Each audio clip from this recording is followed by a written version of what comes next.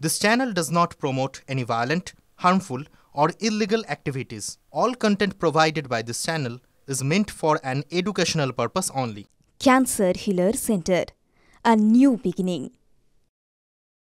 মইপিঠের বাঘের কথা হতে হতেই কিন্তু আরো এক বাঘের খবর আসছে। আবারও চা বাগানে খাঁচাবন্দি হয়েছে চিতা বাঘ।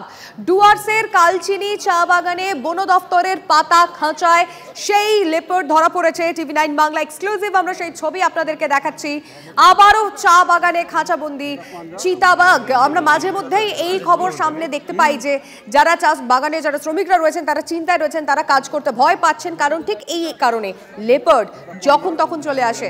আর বন দফতরের তরফ থেকে যে খাঁচা পাতা হয়েছিল সেই খাঁচায় ধরা পড়লো আরো একটি লেপার্ড।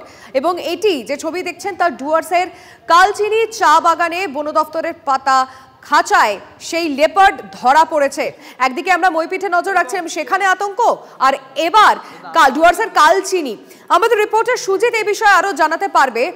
সুজিত, এখনো পর্যন্ত বন দফতরের তরফ থেকে কি বলা হচ্ছে? এরপর সেই লেপার্ডকে কোথায় ছাড়া হবে? তার কি শারীরিক পরীক্ষাই বা হবে?